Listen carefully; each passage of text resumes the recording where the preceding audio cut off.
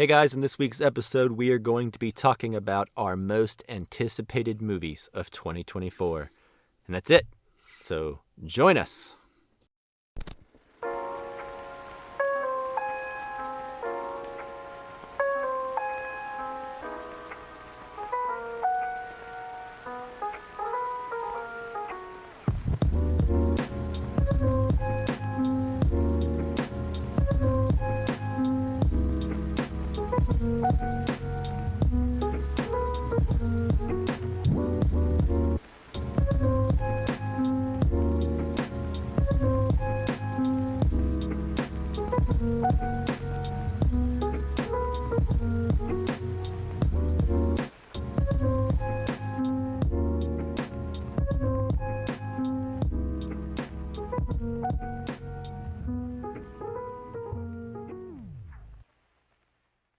Hello and welcome to the Casual Cinecast, powered by Cinelinks, the show where we talk about the TV and movies we've been watching, as well as do a deep dive review of a current movie or a classic film from the Criterion Collection as voted on by the listener via X/Twitter.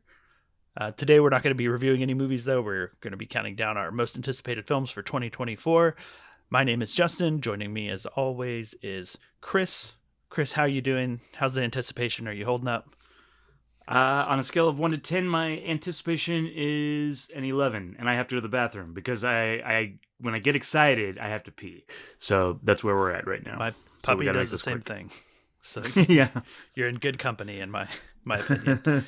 All right. Also with us is Mike. Mike, how are you doing? Good. I'm ready. Let's do this. Yeah. Do you have to pee?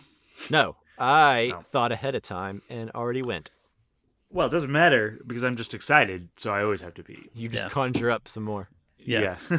He could have just gone, and if you get him excited. Yeah. Gross. Yeah. This is gross. Yeah. All right. Pretty gross. All right. So basically, are we ready? Do we have anything we want to discuss before we get into it? No, I don't think so. No news on the march. We're just doing the main event only. Yeah. Like I said at the top of the show, we'll each be picking 5 movies that we are anticipating to see throughout the rest of this year. All right, so before we kick this off, just want to briefly explain the way we're doing this. We're each going to name 5 of our most anticipated films for 2024. I guess they're kind of in no particular order, but the caveat to that is that when one of us names a film, the rest of us won't be able to choose that film. So it's a bit draft style, but not really in any sort of competitive way, but just to ensure that we have 15 unique films that we're going to talk about. So with that laid out, Mike, do you want to get us kicked off with your first most anticipated film of 2024? Sure. Let's see. Not knowing what you guys are going to pick kind of makes this to where I don't really know about which order I want to go in, you know? But sure, I'll kick it off with a movie that I know absolutely nothing about other than the director and the star and the title. And that is Mickey 17, directed by Bong Joon-ho, starring Robert Pattinson. Yeah, this was on my short list too. This is one that was in running. But so I'm with you. I'm excited. Yeah. I guess I know one more thing. I think it's science fiction, but I don't. Yeah, okay. I know a little bit about the I know a little bit about the plot as I was looking it up. Do you want to know? Sure. So my understanding is they're on an expedition to colonize another planet, and Mickey 17 is Robert Pattinson's character, and Mickeys are basically disposable employees that can be, I don't know, resummoned, cloned, however it works. Yeah, okay. Who are tasked with like the life-threatening parts of the mission. So they're expendable. All right. Like Moon. Whoa, spoilers, bro. Oh, yeah. Yeah. I'm just kidding. Spoilers for Moon. I'm sure that's fair. Yeah. Yeah. So yeah, he Robert Pattinson is Mickey 17. It also has Naomi Ackie in it, Mark Ruffalo, Toni Collette, and Steven Yeun. Ooh, what a cast. What a cast. I was super excited looking up stuff when I came across this. Yeah. Well, I'm glad I went ahead and just claimed this one first. So basically, the director was enough to get me there, you know? Sure. Yeah, absolutely. Especially after Parasite. Yeah. Well, I mean, he's made great stuff all throughout his career. I think his this being, I assume, an English language film. Yeah. Seems that way. Yeah. It's always interesting to see whenever like a foreign director comes and tries their hand at, with an English cast and stuff. So anyways, he's done that Mickey before, 17. right? With What's up? Snowpiercer and Okja. Okja, yeah. Yeah, and those are the movies of his I typically like a little less than his other ones. Not that those are bad. A little bit more over the top. Or maybe it just doesn't feel like they fit the over the top nature as they do in a Korean film. Yeah, maybe it's just like a barrier that we're just, culturally. I don't know, but that's always an interesting thing. So whether it's good or not as good as his other stuff, I'm excited to see kind of what ends up being the result. Yeah, agreed. Agreed. All right, cool. So with that, I pass it to Justin.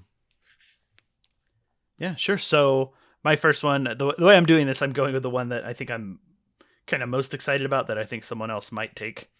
And Mickey 17 might have been my first one on that. Yeah, that's why it was mine. That's the exact strategy I went with. Was like, what are these guys gonna pick? Yeah, so I'm going with a road trip comedy movie that is directed by Ethan Coen, of all people, called Drive Away Dolls. Yeah. This is not a Coen Brothers movie, to my understanding, because at least he helped write it, didn't he? The other guy? I think I saw that Ethan himself co-wrote it with Trisha Cook, who has edited a lot of Coen Brother movies. And then Ethan's directing, but it's not a Joel and Ethan written, produced sort of thing, which is interesting in its own right. But I think also this movie just sounds kind of up my alley. Sounds like it could be really funny, especially with the Coen sensibility that I assume will be there. But I don't know a lot about it, but it's a group of girls go on a road trip, I think to Florida, to Tallahassee, I think I saw. And then they get tangled up with a group of criminals, which sounds pretty straightforward. Sure. And then chaos ensues. I actually did think of Camino while I watched this trailer. Yeah. That's kind of really similar to my movie. And the reason that I made my movie is when I heard my friend's idea for the script, I was like, that sounds like a movie I would love. So it's very much up my alley. It stars Margaret Qualley, Geraldine Viswanathan. I don't know if I'm saying that right, but she's one of the lead girls in Blockers. Oh, yeah. Beanie Feldstein's also in it. And then I assume the criminals are maybe Pedro Pascal, Matt Damon, and Coleman Domingo. Maybe one of them's a cop or something. I don't know exactly. But those are the three like other big names in the movie, which sounds awesome to me. Yeah. I'm right there with you. This was a movie that I don't know if it would have, I don't know if I would have clocked it as something interesting had I not noticed Ethan Coen's name. Right. But then once I don't know, watched it with the trailer, with those, with that lens on, I was able to see some, because you never know with a trailer. Sure. It's marketing, right? But I kind of see some Coen-esque sensibilities in this. And I'm wondering, is this Ethan's first movie without Joel? Because I know Joel did The Tragedy of Macbeth. I didn't think that was both of them, though. No, that was just Joel's, what I'm saying. Is this Ethan's first one solo? Oof. I don't know off the top of my head. I believe. Well, at least it's the first one recently. I think. But anyways, it'll be interesting to see. Probably true. Interesting. Yeah. Hopefully they get back together and direct some movies together, though, because this rift makes me nervous. I don't like this. I thought I had heard that they were getting back together. I could be wrong, but I thought I had heard that. Okay, good. When was Buster Scruggs? That wasn't that long ago. Yeah. That was at the beginning of the podcast. When we started doing the podcast. I guess it was like 4 or 5 years ago. Yeah. That's a pretty big break for them as a duo. Time to come back. Yeah. Well, in the meantime, we have Drive Away Dolls. Hope it's good. I'm excited. Yeah. Yeah. So, Chris, what's your first? Oh, man. So, I don't know. misjudged you guys. Okay. I didn't know exactly how you were going. You picked two movies that I would not expect to go first, but I am going to stick with my plan and go with Dune 2. I have been really looking forward to this movie. I just recently rewatched Dune 1. I like Denis Villeneuve. He's done I don't know that there's any movies that I've seen of his. The Spider one maybe didn't have as. Anyways, but all of his movies have been super interesting to me, and I have been looking forward to Dune Part 2 for a long time, which seems like forever. So this is up on my hype meter list. What do you guys think? Yeah, I mean, I hope it's great because I really enjoyed Dune Part 1, and I would like the whole thing to be good. Yeah, I agree. Did you guys see that there's like a meme? There's like 3 worms on the poster, like attacking, and then there's a meme where it looked like a chihuahua. They like put a chihuahua's face in the background of it, and now I can't unsee it. And now it's just a chihuahua. The 3 worms are like a chihuahua, and I haven't seen that, and I hope I don't. No. Yeah, the internet ruined it for me. Yeah, the internet's good at that. I am also excited about the movie, regardless of any subliminal chihuahua messaging they're putting in there. I need to rewatch the first one. It's on my list to do because I think we're getting part 2 soon-ish. So it's a slow away. weekend here, movie theater wise, and I saw that this weekend in IMAX they're playing Dune Part 1 again. Ooh. At AMC. So if you're interested, Chris, maybe look on the internet and see what you have available to you. Okay. Yeah. All right. Well, cool.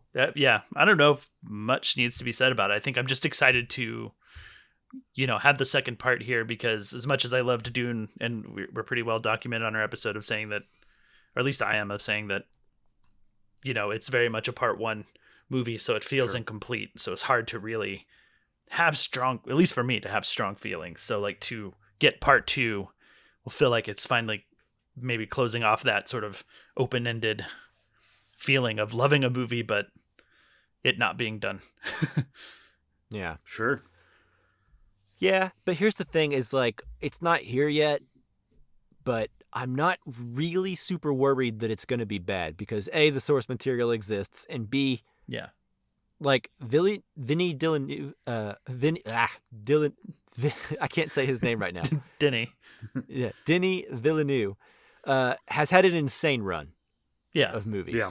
So much, like, I don't know if any directors ever had that.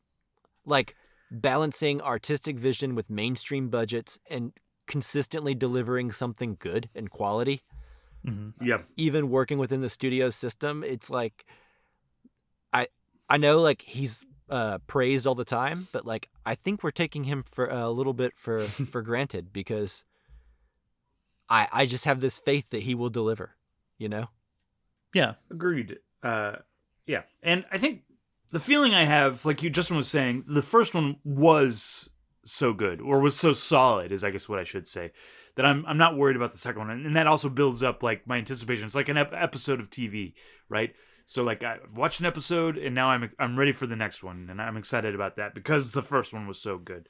So yeah, I have huge confidence that it's gonna be just as good. It's just will be nice to have the whole and really be able to look at it. And luckily, this is very close to releasing, so less than a month from now, right? We'll be, or about a month from now. I don't really know, but yeah, it's something like that because I have it on my list to knock out that rewatch of the first part very soon for that reason, because it kind of snuck up on me. I was like, oh gosh, I got to get to that. I got to get to doing that soon. Yeah, totes. All right, we back to Mike. All right, Mike. All the way back around again. Okay, so this time I'm going to go a different direction. Last time I went with Mickey 17, which I assume will be a little bit on the artsier indie side. Mm-hmm. So I'm going to go with something in the opposite direction, which is something I really know nothing about, other than it's kind of a reboot sequel to a series that has been going on quite a while, and that is Kingdom of the Planet of the Apes. Mm-hmm. I knew you'd have this one.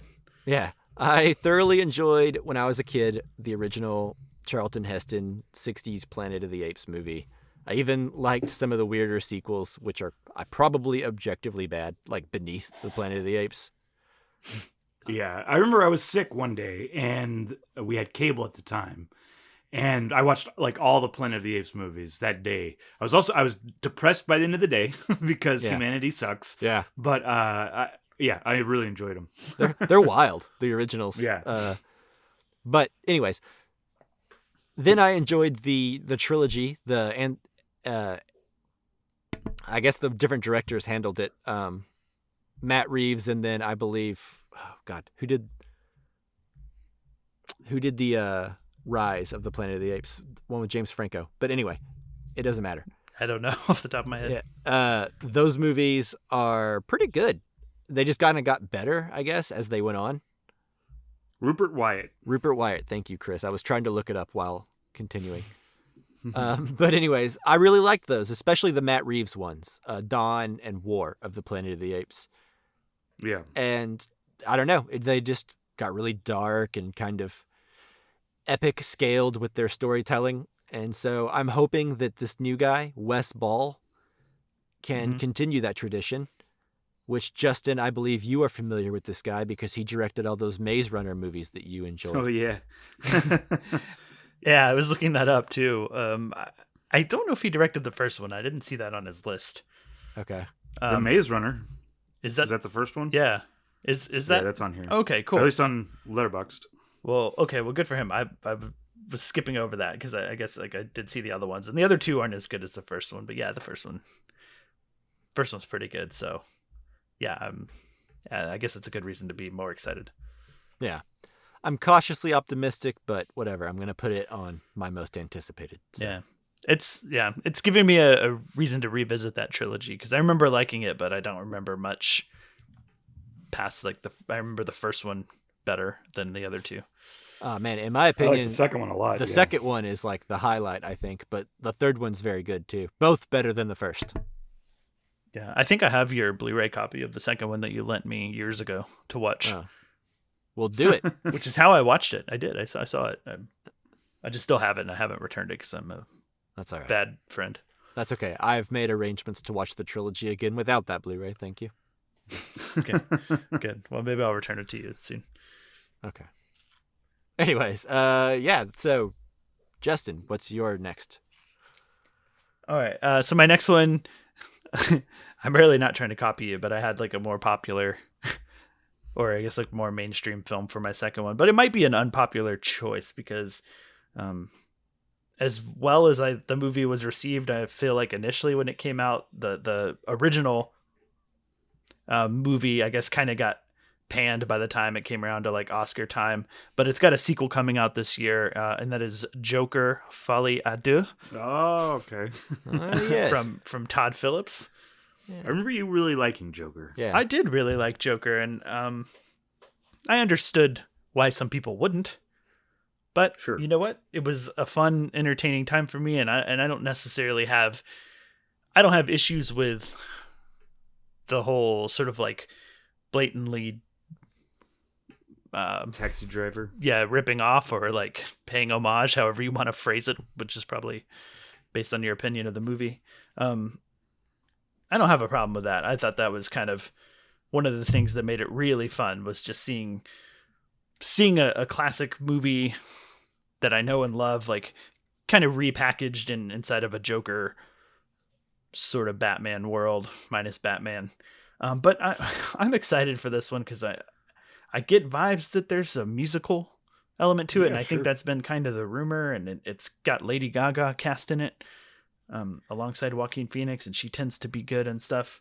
And I feel like if nothing else, we're not going to get like a rehash. It feels like they're going to do something solely different. And I feel like Joaquin Phoenix also might not have done it if he hadn't or didn't have like faith in doing something interesting, because I don't think he does much like uninteresting, uninspired stuff these days, but I could be wrong and forgetting about something.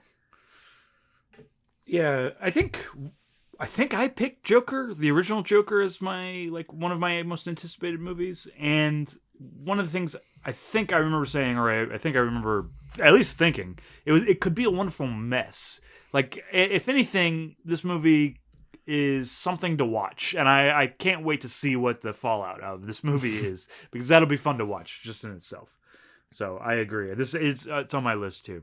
Yeah, I am right there with you guys. I have some complaints about the first Joker, but I don't seem to remember any of us disliking that movie. I think there was some back and forth because you liked it a lot, and anyone who liked it less than that obviously sounds like a counter opinion. But Maybe. I don't remember disliking that movie. I remember enjoying it pretty thoroughly. I think I would appreciate movies more like that. Movies that are going to be so homage heavy. I would like a little bit more like, I don't know, have a credit at the beginning that's like based on Taxi Driver and King of Comedy. Sure. Yeah. Or something. Yeah. I don't know. I think that would be nice. But whatever. That's not a real complaint. That's just a personal thing. I guess what excites me the most about this one is that whatever it's going to be, it won't be like what we just saw. Exactly. With Joker 1. Like it's like a musical apparently. Like that's in and of itself is interesting. Mm-hmm. The Lady Gaga element of it all is sort of like this wild card entering into the thing. We're going to have a new Harley Quinn, which is good because I don't know. I'd like a new interpretation of that character, so. Which I think we're I feel almost guaranteed to get that with. Yeah, she's not going to do what Margot Robbie was doing. She'll be doing something different, hopefully, but almost assuredly. Yeah. Yeah, and I don't necessarily feel like the backlash against Joker came from you guys or thinking about you guys thinking of it negatively. I think it's just what happened was like around Oscar time when it started getting nominations is when people started turning on it. Really, turning. Particularly the same thing Todd happens Phillips. with a lot of movies that get a lot of Oscar love. Like I remember, it wasn't my favorite movie, but I remember once 3 Billboards Outside of Ebbing, Missouri, started getting nominations. Mm-hmm. It seemed like film Twitter just completely turned on it. Yeah, and it happened with Saltburn, but I don't think it was because of awards nominations. I don't know what, but I remember the initial reactions were super positive, and then they got super negative. Yeah, I know you guys talked about Saltburn. I liked it when I saw it at Fantastic Fest, and it's weird. I will talk about that, but weird seeing something in a vacuum, and then all of a sudden you're like, wait, I like this movie, and everybody hates it. What what did I miss? Yeah, it's just 100%. Bandwagoning. People like to belong, and I don't know. That's what annoys me about internet discourse is I feel like once a popular, easy to digest talking point goes around, everyone just kind of, whether they mean to or not, absorbs it and just repeats the same boring criticism over and over again. True. Yeah. I probably have fallen into that. I think we all do. I don't think we can help it, but it just sucks that that's what happens to movie discourse on Twitter and things. Yeah. Well, I'm sure we'll have plenty of discourse on this one once it comes out. I don't think it'll be immune to it, or I don't know that it will change anybody's mind, but I think it'll be interesting. Yeah, I think no matter what, it's going to be interesting. Hopefully it's inspired and not like a Hangover 2 situation for Todd Phillips. Yeah, I agree. So, Chris, what's your next? Oh, boy. All right. So, my next movie is going to be... Do you know yet? No, I don't really. Yeah, I'm trying to guess what you guys will pick and, anyways. But, I think I'm going to pick a Nicholas Hoult movie starring and with Bill Skarsgård and Lily Rose Depp, and that's Nosferatu by Robert Eggers. Robert Eggers, Ari Aster, all feel like, I don't know, I feel like a close kinship with this podcast because we started the podcast around the same time and The Witch had come out previous to this, but I don't know. And we've covered The Lighthouse and Northman. Yeah, we've talked about them a lot, is what I would say. And I am looking forward to this movie as well. I I don't know what to expect. William Dafoe is in this as well, but I know that it's Robert Eggers, and it's going to be well researched, and it should be really good, or at the very least, much like Joker, interesting. Yeah, so a big swing at least. Yeah, sure. Yeah, I'm excited about this one. It was on my short list as well. I like some of the images that have come out of it. They look really cool. They're intriguing, and I think Nosferatu is just a really cool story, and I'm curious to see what he does that changes it up or makes it feel unique and like worth remaking, other than I guess the fact that that it will be more modern and we have more modern technology and capabilities. Right? Werner Herzog did that in the 70s. Yeah. So he did it, and then what was the other one that also has Willem Dafoe as? There is Shadow of the Vampire. Shadow of the Vampire. Shadow of the Vampire. Yeah, where they're like making it. It's got John Malkovich. Yeah, where they're making a movie about a vampire and he is a vampire. Yeah. Cool movie. It is a cool movie. But what is Eggers gonna do with this that make it feel really different? That's what I'm most curious about, is the differences. Yeah. Yeah. What is he gonna do to make it his own? Mm-hmm. Well researched. That's all he has to do. He's gonna get that dialogue down. Yeah. That period dialogue. Sure. All right. All right. So do we know who is Nosferatu? Let's see. Is it Skarsgård? It's Bill Skarsgård, right? Is Bill Skarsgård. Count Orlok. Okay, which he's pretty scary. I think. Yeah, Bill Skarsgård is pretty scary. Just normal Skarsgård. It's one of the barbarians. So interesting. Yeah. Wasn't there there's a quote or something from Robert Eggers talking, or maybe it was another actor saying that Bill Skarsgård isn't. He's not going to get the credit that he deserves for this role because he just sinks into like the design and the costume and the get up really? Like so much that like he doesn't register as Bill Skarsgård. like a Pennywise situation. Yeah, which I find interesting. Yeah, dude's got a niche. Mm-hmm. He does. I would not want to run into that guy. I don't think you'd like mug me or anything, but like he's just scary, and I don't know that I'd want to run into him. Sure, like at night. So. Yeah. I'm sorry, Bill Skarsgård. I don't want to run into many people at night. Yeah, that's true. Because I stay at home. Just, as soon as the sun goes down, you lock the doors and shut the windows. Yep. Exactly. All right. So we are moving on to Mike's number 3, right? Yep. All right. So let's see. Go back to a smaller movie here. I am interested. This isn't really that small of a movie. It's like an A24 movie, and it's actually the spiritual completion of a trilogy, and that is Maxine. Oh, yeah. I enjoyed both X and Pearl. I think when I saw Pearl, I retroactively re-evaluated X, and then decided I liked it more than I thought I did, having only seen it. Yeah. And now I think they're both really, really interesting and cool, and kind of doing something that you don't really see in horror done very often, which is have two kind of wildly different movies kind of complete a story. And I'm interested to see how Maxine will do that as well, because it, much like Pearl before it, looks totally different than what came before. Sure. Mm-hmm. And it's all Ty West, I should say, and then Mia Goth. So it's like their little trilogy, their little X trilogy, together. And I'm hoping that it explores a lot of the same themes that Pearl and X tackled. You know, like pornography and obviously the violence and mayhem that comes with horror movies. You know, but I don't know. It's so interesting because Pearl was so wildly different than X that I am skeptical that they'll be able to recapture that a second time.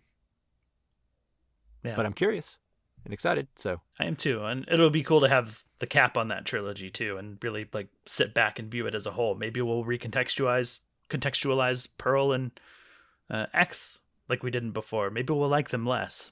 Yeah. Maybe we'll like them more. Maybe if the third one doesn't work, the whole trilogy will just seem a waste of time. Yeah. But I'd hopefully yeah. But I'm we'll excited. always have the first two. We can just ignore the third one if need be. Yeah. Well, this I think was on one of our lists last year for like the fall, because it was supposed to come out, or is potentially coming out in the fall because there wasn't a release date. So that we're having under the Silver Lake situation with where Chris had it on his list for like 3 years in a row or something like that. Yeah, and we do this twice a year, so that's like 6 times. Yep. Yeah. But hopefully it'll come out this year. I think it will. It's pretty. Chances are good. That it will. Yeah. There's a lot of year left. Mm-hmm. Yeah. All right. So, anyways, All right. Justin, third most anticipated. Okay. Also doing a smaller film. Actually, kind of just for Chris's sake, because you seemed kind of nervous after the last one. That most of my movies from this point out are pretty small. Okay. So the next one is Mother Mary, which is going to be the new film from David Lowery. Yeah, I knew that you would pick this. Yeah. It's on my list too, but I was like, oh, I should save this for Justin. Well, I appreciate that thought, but much like every David Lowery film, when I put it on my most anticipated list, I don't know much about it. I'm just sold by the director and just generally liking all of his movies, even his Peter Pan remake that wasn't great, but I still enjoyed several aspects of it more than I thought I would. And this one, the only thing that I could really find about it, like story-wise, it is an epic pop melodrama about a pop singer and an iconic fashion designer and their relationship. But it stars Anne Hathaway, Michaela Cole, who is from Black Panther, and Hunter Schafer from Euphoria. And All right. Interesting. That's enough to sell me. David Lowery's always got such a vision, such a cool aesthetic to his movies, even if they're, understated and not necessarily awe-inspiring aesthetics. They certainly have a mood to them, and I admire the way that he really understands the themes of the stories he's telling, and like that's tends to be what I grasp onto most of his movies, more than plot or specific scenes or moments. But I tend to walk away from his movies with an emotion and a mood and a theme more than anything else. So I'm always here for more of those 3 things. Yeah. I mean, I'm down to see whatever David Lowery puts out. It's always interesting. I think I've liked most all of it. I wasn't crazy about Peter Pan, but I don't know. It was an interesting. It had interesting things about it. Mm-hmm. Yeah, there were some. That was his one for them, though. Like if we're gonna use the Martin Scorsese, that is definitely, I don't think, a thing that he was necessarily interested in. But it was like Disney was like, "Hey, do this for us," Sure. But I think that movie probably has more to it and is better for David Lowery getting involved than it would be otherwise. Than if they just ordered a Peter Pan live action movie and gave it to some standard person. Yeah, sure. So yeah. All okay, right, cool. That was Mother Mary. Chris, what's your third? All right, my third is a bigger movie that I actually think probably. Well, I really liked it's in a like, what is it? This is like the 5th movie in a series, and I'm sure Mike will be able to correct me, but it's Furiosa. This is the 5th one, right? Yes, but you didn't get the full name. It's Furiosa, a Mad Max saga. Yeah, which is a weird title in my opinion. Sure. Yeah. We saw the trailer. Have you guys seen the trailer for it? I know I did. Yeah. A while back, so I don't remember much, but I remember thinking it was cool. Yeah, I am excited about this. I'm excited to see what we come up with. I'm a little nervous, to be honest. Sure. But I think that this movie, I don't know. Like, I feel like it could just be a bunch of cars chasing after each other. And the way that George Miller shoots it is, if it's shot anything like Mad Max Fury Road is, Well, it will be good. That's the thing, though, is I think there's a lot more CGI vehicle stuff in this one, at least based on the trailer. Yeah, the trailer, the CG was a little bit more obvious than I would have liked, is what I'll say. But I would say that in Fury Road, there was a lot of CG, we just couldn't see it. Sure, but it was also a huge disaster in the desert where they were filming that movie. And it was notoriously a horrible experience for everyone and took a very long time. So yeah, I think we'll see. I think what we're seeing is you can make a Mad Max Furiosa movie, but you've got to get that budget down, and that's what this is, right? It's like we can't do that again. Yeah. Well, either way, I am interested in seeing what it is and how it looks. Me too.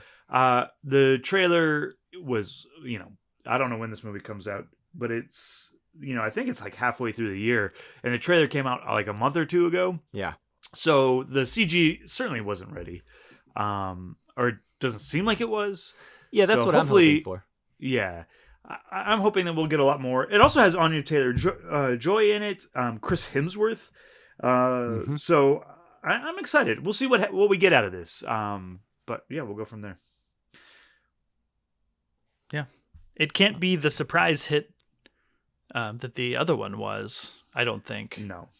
Because there's certainly expectations built around it. I mean, those of us who saw Road Warrior, it wasn't that big a surprise.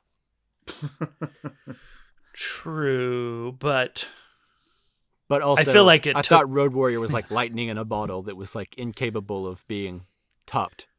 Sure, but I just feel like people that I wouldn't necessarily expect to be excited or interested in a Mad Max movie were sort of ranting and raving about the movie when it came out, right? Yeah. So I feel like it sort of took the world by storm when it came out, and yeah, I don't think we'll get that again. So I don't know. There will be some level of underwhelming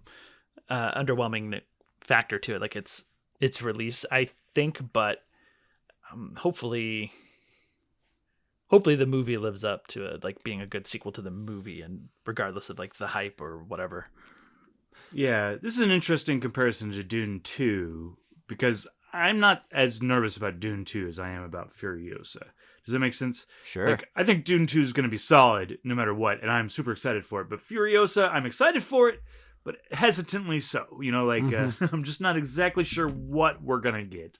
Yeah. Well, I mean, look at the original 4 Mad Max movies. They're all over the place. Yeah. The first one had a super low budget, so that one's hard to compare to the other two.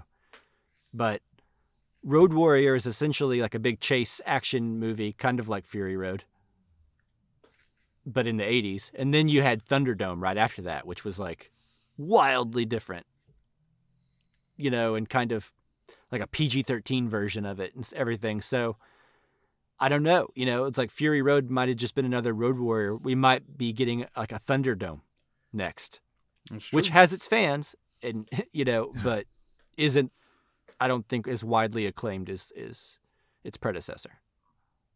Yeah. Agreed. Yeah. Hopefully it's just cool people playing guitar on the top of open air vehicles. Yeah. That's all I really want. Yeah. Flaming guitars at that. Yeah. Fingers Flaming, crossed. sparkling. Who cares? Cool. So that was Chris's number 3? Correct. Yes. And we're back to you on number 4. All right, so for number 4, I have not seen a trailer for this film yet. I just kind of found it when looking up movies for this episode, but I feel like I've heard of it before. And it's a film by Richard Linklater. Oh, yeah. Starring Glenn Powell, who seems to be blowing up right now after Top Gun Maverick. But this movie's called Hitman. Have you guys heard of this movie? I have. I haven't really actually. Good. Yeah. So apparently it's based on a true story about like an article that was in a magazine or something about it. That about sounds like a Richard Linklater movie already. Yeah. It's about according to Letterboxd, it's about a cop working undercover as the most in-demand hitman in Houston. He breaks protocol in order to help a desperate woman escape an abusive boyfriend. Yeah, it's supposed to be a comedy, like it's supposed to be pretty funny. I listened to like podcasts and stuff. Then this played and in fact, I think it was supposed to come out last year, but it played a lot of film festivals. So a lot of people have seen this movie, but it won't come out for another month or so. Yeah, and the most interesting thing about this, I think, to me, is the Linklater of it all, because if you look at that guy's filmography, it's all over the place. Mm-hmm. But I think one thing that I think kind of feels true throughout all his movies is he's a pretty curious guy. He's an intelligent, curious guy, and I feel like he's interested in people. Mm-hmm. And he really loves just listening to characters talk and be in the moment. And so, I don't know, I'm interested to see what he does. It feels like, I didn't know it was a comedy, but it feels like it might be more like something like Bernie, but who knows? Because it's Richard Linklater, and you really never know what you're going to get. Yeah, it's kind of like Linklater and Soderbergh feel like they come from the same vein, where they put out they have a lot of weird projects. They're putting out a lot of movies, and it's like hit or miss. But I'm always happy that they're coming out with a new movie. Does that make sense? Yeah. Even if I enjoy their movies, no matter what, is what I would say, to varying degrees. Mm-hmm. Yeah, I tend to always like his movies. I even liked Apollo 10.5. Was that him? I don't know if you guys. Oh yeah. I did like that one. I never saw that. Yeah, it's a little animated movie. It's on Netflix. It's weird. Rotoscoped, really. It's rotoscoped, yeah, kind of like a Scanner Darkly or That's right. Waking Night Dreams. Waking what? Waking Waking Dreams. Is that Life. what it's called? Waking Life. Waking Life. Yeah, that's what I was gonna say. Waking Life, and then you said Waking Dreams, and made me doubt myself. Sorry. But anyways, yeah, kind of like that. And he's like, it's about a boy who's recruited by the Apollo program to go up to the moon first. Before Neil Armstrong. It's really just it's very silly, but also it's like a lot about him talking about what life was like growing up during that time in Houston. Yeah. So it almost functions as like an animated time capsule documentary sort of thing. But to your point, Mike, like it's very like human, very focused on people and examining I guess life in like on a very real level. It's cool. It's a cool little movie. Nothing amazing, but probably worth your time if you've got some time to kill. Agreed. Cool. Anyways. Okay. What is your next movie, Justin? Okay, so the next one is a movie I don't know a whole lot about. I don't even know if it has a release date or if it will even come over in a place that we can see it very, very easily. And I'm putting this at 4 instead of 5 just because I don't want to end on like a note where like probably no one has much to say about the movie. But I just came across the concept of this and I thought it sounded really interesting. The title is in French, so I'm going to do my best to pronounce it. I looked up a pronunciation thing and it's whatever. I don't speak French, so there are some sounds that I can't make, but it's called Près des yeux, près du cœur. That's my. That was good. That's my attempt. As far as I could tell. Yeah, I said it along with like a combo of a YouTube video and Google. Anyways, so this is from the director's Christophe Honoré. I don't know of him. I don't know anything he's done before. But what is interesting, the idea for this movie, and it sounds like it could be a sort of like meta drama, but it stars Chiara Mastroianni, and if that last name sounds familiar, she's the daughter of Marcello Mastroianni of 8.5, La Dolce Vita. She plays, as far as I understand, she plays herself, and in feeling the pressures of who her father was, she decides to embody him, basically become him. So she starts to go by Marcello and wants to be considered an actor instead of an actress, basically, and just become her father, I guess, instead of be herself. And it stars again her, Chiara Mastroianni, and Catherine Deneuve. And interesting. I think that sounds fascinating to me, and I hope sounds like 8.5 a little bit. Yeah, it's sort of fitting for for that sort of idea. And I don't know much that French title, which I'm not going to say again. According to Google, the translate is "Near the Eyes, Near the Heart." Okay. So that may be the title that we get over here. It may not be. But anyways, I think that sounds cool. And maybe that's some sort of recency bias because I just watched 8.5 for a Cinemus episode, which is actually out right now. I meant to plug that earlier, but I've listened to it. Good job, both of you. Thank you. But yeah, that go check out the Cinemas podcast. Listen to us talk about 8.5. But that is that movie. Près des yeux, près de cœur. There you go. All right, you did it. I did it. Yeah, I'd spent all that time. I figured I better say it twice. Yeah. But okay, give them what they want. If no one else has anything to add on to that, we can go to Chris. No, other than just that does sound really fascinating. Especially if you are familiar with her father and his work and 8.5 and all that stuff, which I imagine you are if you're listening to a podcast that dives into the Criterion Collection. So, yeah, we should. When that movie comes out, we should talk about that movie and do a Marcello Mastroianni. I can't pronounce it, but one of his movies when they come out. Anyways, let's move on. Yeah, it's like me trying to say Denis Villeneuve. Yeah. Good thing you guys didn't pick the movie and try to pronounce its French title like I did. Yeah. But all right, Chris, you're number 4. Okay, my number 4 is. Well, it is a movie that has been long gestating. I've actually been listening to a book called what is the name of the book? But I've been listening to a book like this, basically a biography of this director. It's called The Path to Paradise is the name of the book, which I do recommend. I'm only about halfway through, but it is Megalopolis. I can barely pronounce that one, and it's by Francis Ford Coppola. Dang it, I was going to do this one. Yeah, I mean, I didn't know exactly where it would go, but I don't know what this movie is going to be. And there isn't really a release date on this, but I do think we are going to get this one soon. You know, there's a lot of movies that Francis Ford Coppola did. And there's like a middle chunk where he was just on fire, like Apocalypse Now, Godfather, The Conversation.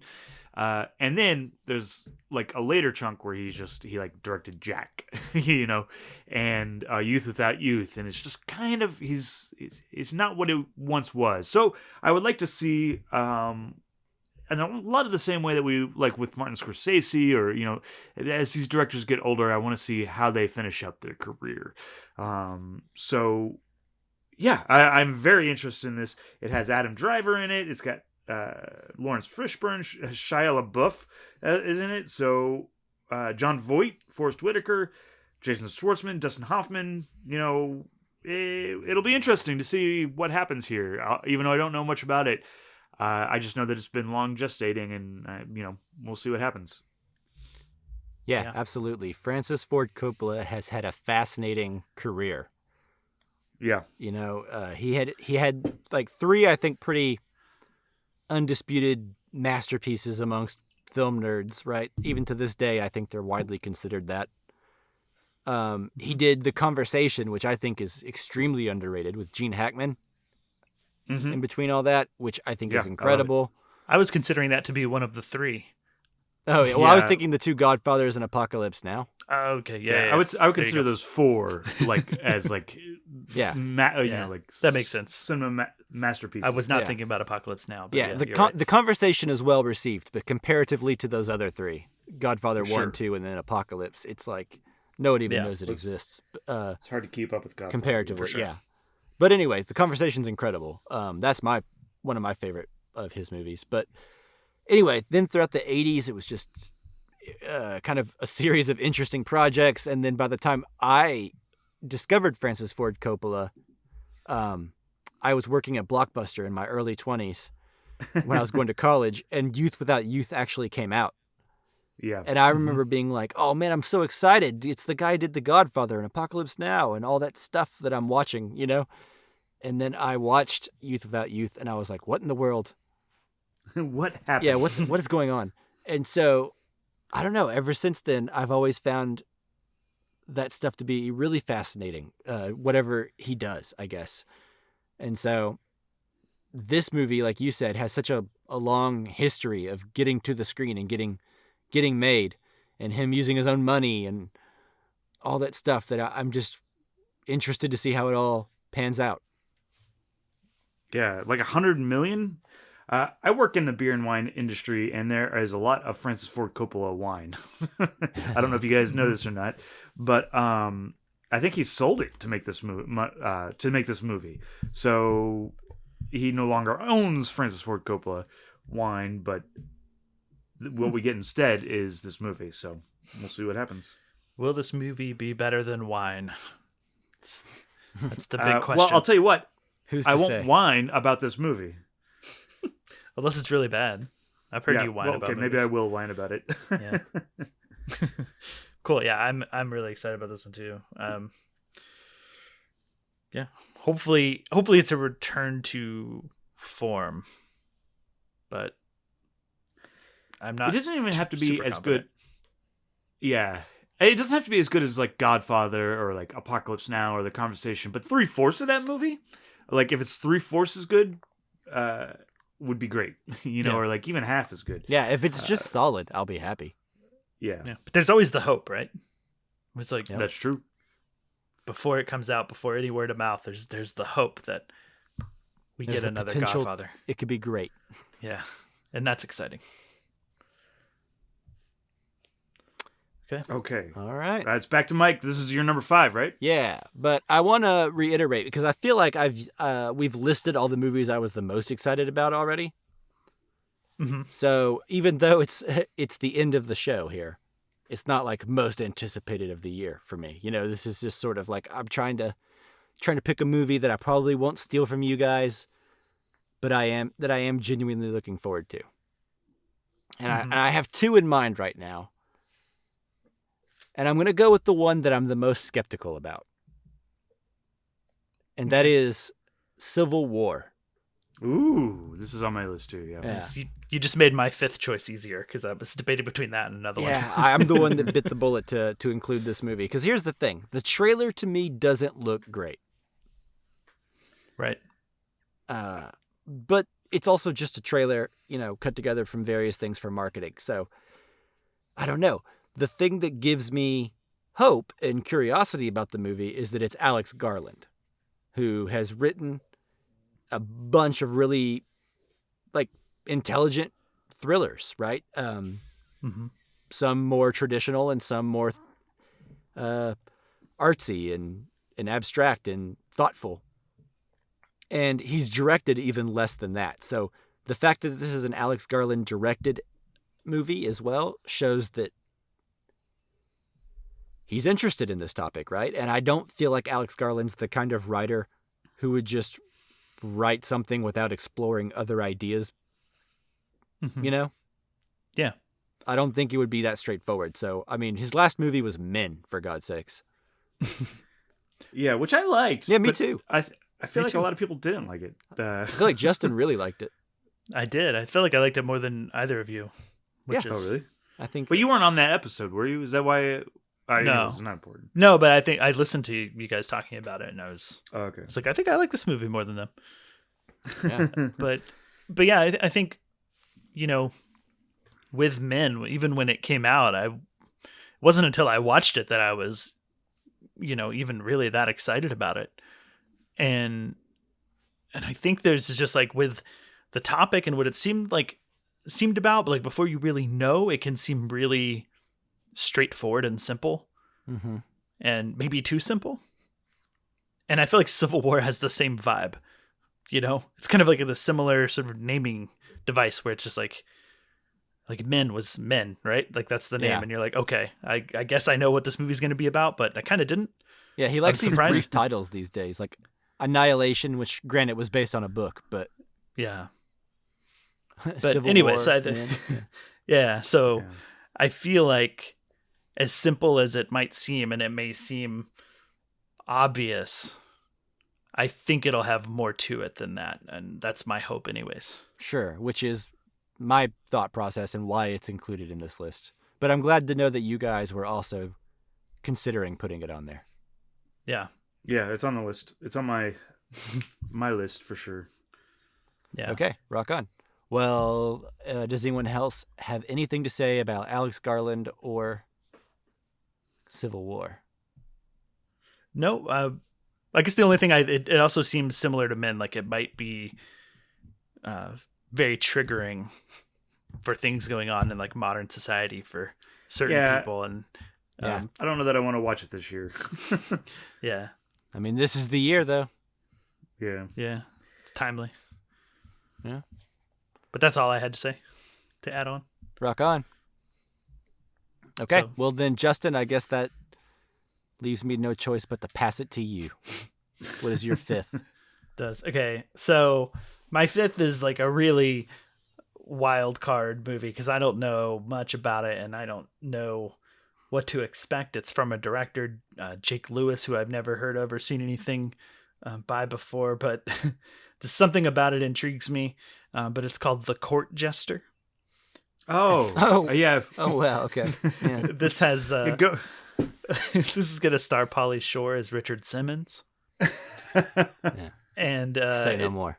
Yeah, say no more. But then I did look up a little bit more about it, and it actually continued to make me even more intrigued. But so apparently the film is set during the shooting of a 2004 episode of The Ellen DeGeneres Show.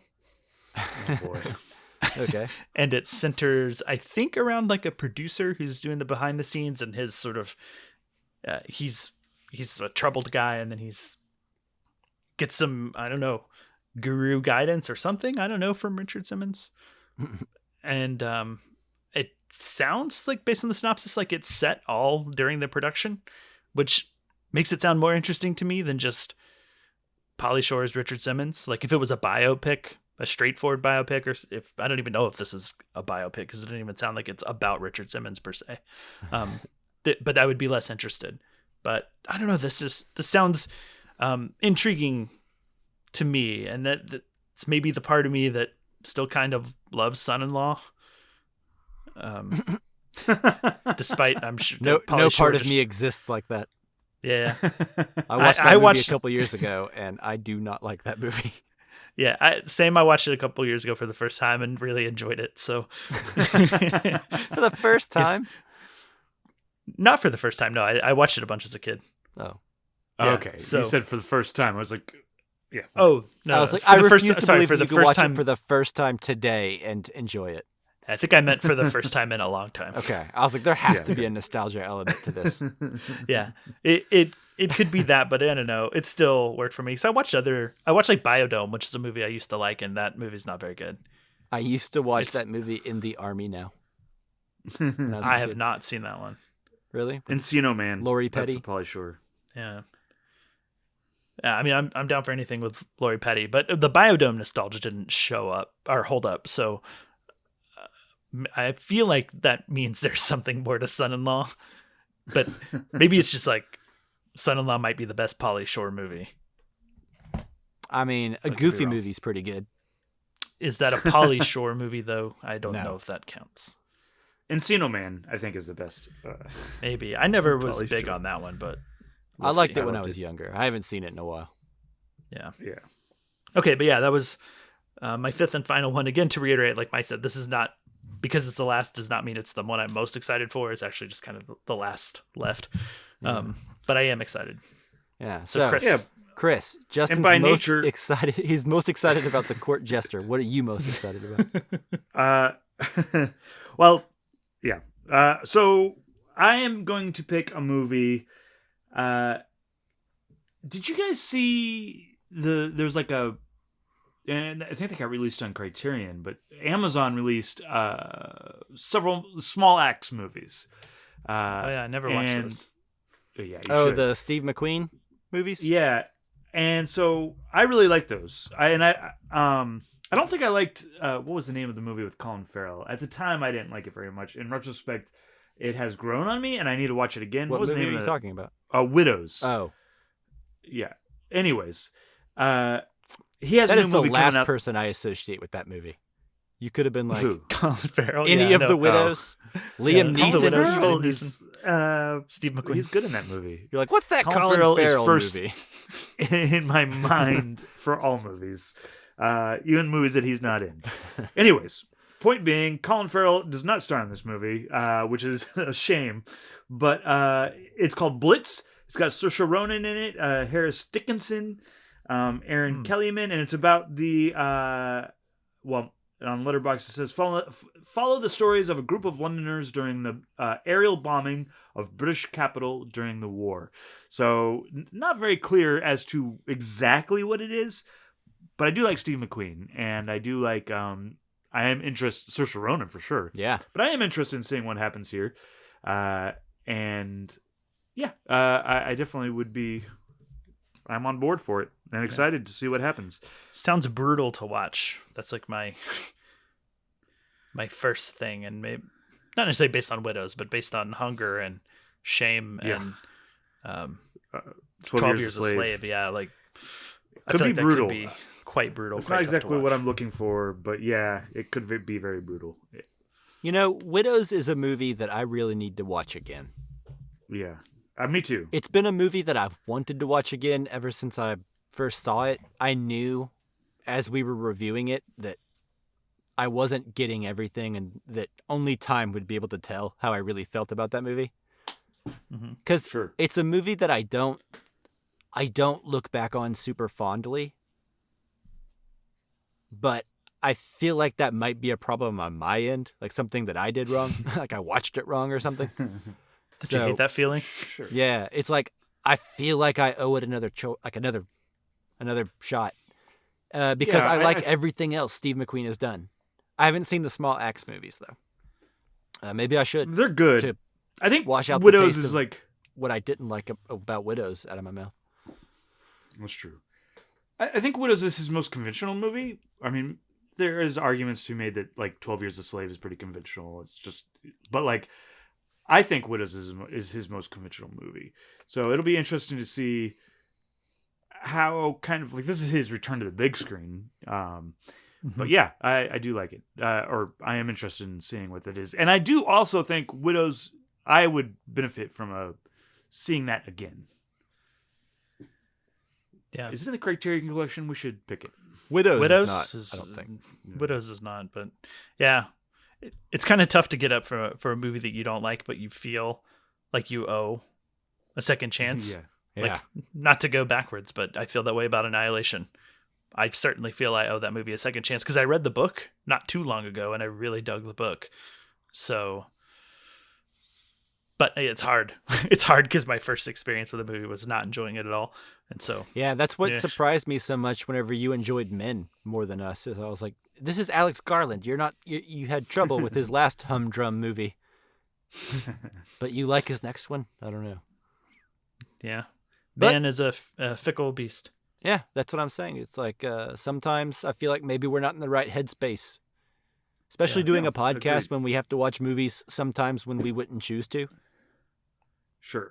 It's like homework. Like most of the time I enjoy it, but sometimes I'm like, man, if I wasn't recording about this soon, I certainly wouldn't be watching this right now.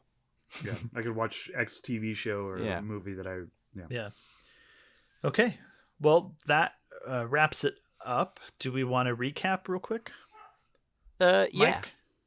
All right. So the 5 that I got to list, not going to say my 5 favorites, but the 5 that I listed were Mickey 17, Kingdom of the Planet of the Apes, Maxine, Hitman, and Civil War. Justin. Cool. And yeah, my 5 were Drive Away Dolls, Joker, Folie à Deux, Mother Mary, Près des yeux, Près du cœur, or Near the Eyes, Near the Heart. You're just getting better and better every time. I know. I'm getting more and more comfortable. And The Court Jester, last but not least. Chris. From from Justin's list, what I have learned is if you want him to put it on the list, just put a little French in there. Exactly. Like Joker Folio Do. Do you know what Folio Do? There's a wine called Folio Do. Do you know what that means? The Two Follies? No. Well, no, I don't know. I mean, I don't know what it means. Shared delusion. So that definitely factors into the movie. Like if they're both. Oh, sure. Anyways. Neat. Thank you. You're welcome. So what were yours? My list is Dune Part 2, Nosferatu, Furiosa, what? Mad Nosferatu? Max 2. What did I say?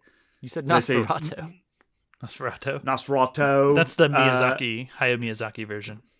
Yeah. My neighbor Nosferatu. A Mad Max saga, Megalopolis, and Blitz. Awesome. All exciting, I think. Yeah. I genuinely, I think I considered almost every movie on one of your lists as potentially being on my list, except for Hitman, because I hadn't heard of it. Yeah. Well, you're welcome. Hitman is definitely. Yeah. And it also came out, like, Letterboxd will list its release date as 2023, but it didn't actually release in the theaters until this year. Gotcha. Or did you guys have any honorable mentions that you didn't quite get to that you just want to briefly name? Yeah, I got one.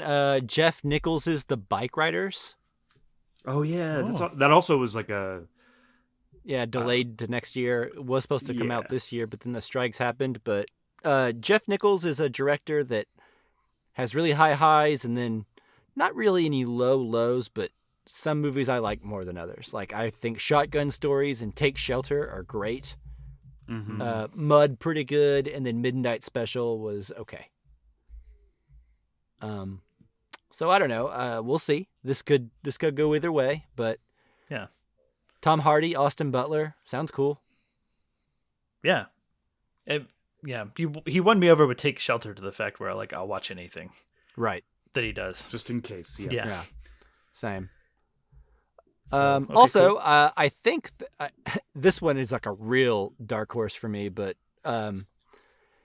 Kevin Costner's new Western that he's making. Oh, his 2-part Western. I watched Open Range recently over Christmas break when I went to my girlfriend's family's house over Christmas.